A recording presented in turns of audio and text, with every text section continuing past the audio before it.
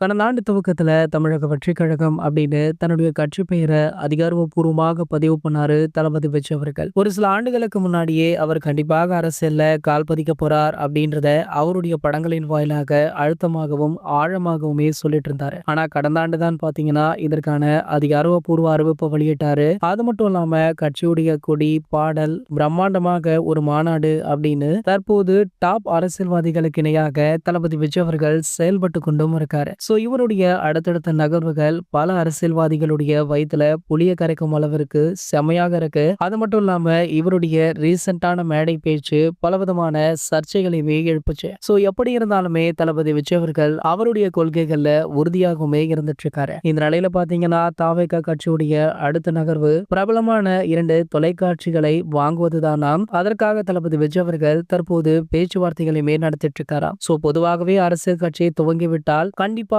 அந்த கட்சி தரப்புல இருந்து ஒரு சில தொலைக்காட்சிகளை வாங்கி அந்த தொலைக்காட்சிகள்ல அந்த கட்சி சம்பந்தமான பல விஷயங்களை ஒளிபரப்புவாங்க. சோ அப்போது மக்களுக்கு நிறைய விஷயங்கள் ரீச் ஆகும். ஆகையால தளபதி விஜய் அவர்கள் இந்த முடிவை எடுத்துட்டு இருக்காராம். சோ தற்போது தமிழ்ல டாப்ல உள்ள 2 நியூஸ் சேனலிடம் பேச்சுவார்த்தை நடத்தப்பட்டிருக்கா. சோ கூடிய விரைவிலேயே இதற்கான அதிகாரப்பூர்வ அறிவிப்பை தாவேகா கட்சி தரப்புல இருந்து அறிவிக்கப்படும் அப்படின்னு தற்போது தகவலுமே கிடைச்சிருக்கு. இது போன்ற தளபதியை பற்றி வெளியாகிற அனைத்து செய்திகளுமே நீங்கள் உடனே தெரிஞ்சுக்க நம்மளுடைய தளபதி டாக்கீஸ் அப்படின்ற நம்ம சேனலை சப்ஸ்கிரைப் பண்ணிக்கோங்க.